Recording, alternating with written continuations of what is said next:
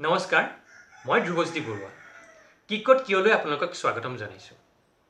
বিভিন্ন সময়ত টাৱাং আৰু অৰুণাচল প্ৰদেশক লৈ বিতৰ্ক চলি থাকে আসলে বিভিন্ন সময়ত চীনে অৰুণাচল প্ৰদেশক নিজৰ বুলি দাবী কৰে টাৱাং কেতিয়াৰ পৰা কেনেকৈ ভাৰতৰ হ'ল আহকচোন আমি আলোচনা কৰোঁ আসলতে ঐতিহাসিকভাৱে টাৱাং আছিল তিব্বতৰ এটা অংশ য'ত পৰম্পৰাগতভাৱে বসবাস কৰিছিল মনপাসকলে যিহেতু টাৱাং ঐতিহাসিকভাৱে তিব্বতৰ এটা অংশ আছিল গতিকে তাত বৌদ্ধ ধৰ্মৰ ব্যাপক প্ৰসাৰ আৰু প্ৰচাৰ চলিছিল 1681 চনত টাৱাঙত স্থাপন হৈছিল টাৱাং মনাষ্ট্ৰী পঞ্চম দালাই লামাৰ নিৰ্দেশক্ৰমে এই মনাষ্ট্ৰী স্থাপন কৰিছিল লামা লৰ্ডে গ্যাষ্টই এই টাৱাঙতে জন্মগ্ৰহণ কৰিছিল ষষ্ঠ দালাই লামা চেংগাং গ্যাষ্টই ইয়াৰ পিছতে ব্ৰিটিছ আহিল 1914 চনত সম্পন্ন হ'ল চিমলা চুক্তি আসলে 1914 চনৰ যি চিমলা কনভেনশ্যন বা যি চিমলা সন্মিলন এই চিমলা সন্মিলন অনুসৰি ব্ৰিটিছ তিব্বতী প্ৰশাসন আৰু চীনৰ প্ৰতিনিধিৰ মাজত সম্পন্ন হ'ল চিমলা চুক্তি মেকমোহন লাইনক সীমাৰেখাৰূপে মানি ভাৰত তিব্বতৰ মাজত সীমা নিৰ্ধাৰণ কৰা হ'ল সেই সময়তে তিব্বতে এৰি দিলে নিজৰ বহু অংশ টাৱাঙো ভাৰতলৈ আহিল অৰ্থাৎ ব্ৰিটিছ ভাৰতলৈ কিন্তু তাক সম্পূৰ্ণৰূপে মানি লোৱা নাছিল চীনে সেই সময়তে ব্ৰিটিছে চীনৰ পূৰ্ণ সন্মতি আদায় ল'ব পৰা নাছিল যেহেতু চীনে মানি লোৱা নাছিল পৰৱৰ্তী সময়ত মেকমোহন লাইনক মানিবলৈ তিব্বতেও অস্বীকাৰ কৰিছিল ৰ'ব এইখিনি সময়তে এটা ঘটনা ঘটিল ব্ৰিটিছ উদ্ভিদ বিজ্ঞানী ফ্ৰেংক কিণ্ডন ৱাৰ্ড টাৱাঙত প্ৰৱেশ কৰিছিল প্ৰকৃততে তেওঁ পাৰ হৈছিল চেলাপাছ লগে লগে তেওঁক কিছু সময়ৰ বাবে বন্দী কৰিলে তিব্বতী প্ৰশাসনে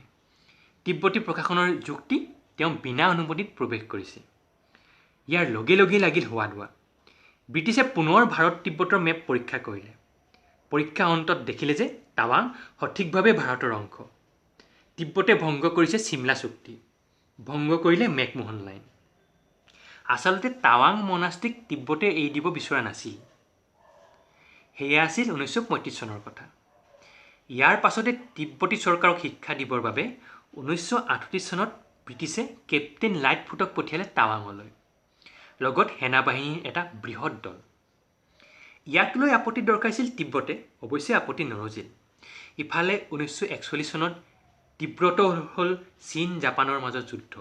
আচলতে চীন জাপানৰ মাজত যিখন দ্বিতীয় যুদ্ধ লাগিছিল সেয়া 1937 চনৰ পৰা আৰম্ভ হৈছিল কিন্তু 1941 চনত তীব্ৰতৰ হ'ল ইয়াৰ সুযোগ ল'লে ব্ৰিটিছে সুযোগ ল'লে ভাৰতে গ্ৰহণ কৰিলে ফৰৱাৰ্ড পলিচি আপোনালোকে নিশ্চয় নেফাৰ কথা জানেই আৰু 1944 চনত টাৱাঙলৈ প্ৰশাসনিক নিয়ন্ত্ৰণ সম্প্ৰসাৰণ কৰা হ'ল তাৰ সমান্তৰালভাৱে ডিৰাঙত স্থাপন কৰা হ'ল আছাম ৰাইফলছৰ এটা পোষ্ট আৰু তিব্বতৰ যিসকল টেক্স কালেক্টৰ আছিল তেওঁলোক পঠিয়াই দিয়া হ'ল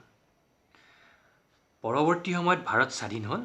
ইফালে তিব্বতেও হেৰুৱালে নিজৰ স্বতন্ত্ৰতা তৎসত্ত্বেও কিন্তু তিব্বতৰ প্ৰশাসনে টাৱাঙৰ কথা ভাবিছিল ইয়াৰ পাছত 1950 চনত ভাৰত চৰকাৰৰ ফালৰ পৰা টাৱাঙলৈ প্ৰেৰণ কৰা হ'ল মেজৰ আৰ বব খাটিঙক তেওঁ তিব্বতী প্ৰশাসনক সম্পূৰ্ণৰূপে আঁতৰাই পঠালে আৰু আৰ বব খাটিঙৰ লগত গৈছিল আছাম ৰাইফলছৰ এটা বৃহৎ দল আচলতে মেজৰ আৰ বব খাটিং এজন মিলিটাৰী অফিচাৰ হিচাপেই নহয় তেওঁ এজন পলিটিকেল অফিচাৰ হিচাপে নিয়োগ কৰা হৈছিল এয়া আছিল 1950 চনৰ পৰা 51 চনৰ সময়ৰ টাৱাঙৰ কথা আচলতে এই মেজৰ আৰ বব খাটিঙে টাৱাঙক সম্পূৰ্ণৰূপে ভাৰতৰ হিচাপে নিকপকপীয়া কৰিলে মেজৰ আৰ বব খাটিঙৰ বাবে টাৱাং সম্পূৰ্ণৰূপে ভাৰতৰ হ'ল অৱশ্যে 1962 চনৰ কথা দৰ্শকসকলে নিশ্চয় জানে 1962 চনত ভাৰত আৰু চীনৰ মাজত যুদ্ধ হ'ল সেই ভাৰত চীনৰ যুদ্ধৰ সময়তে কিছু সময়ৰ বাবে টাৱাং চীনৰ হাতলৈ গ'ল অৱশ্যে পৰৱৰ্তী সময়ত চীনে ভাৰতক পুনৰ গতাই দিলে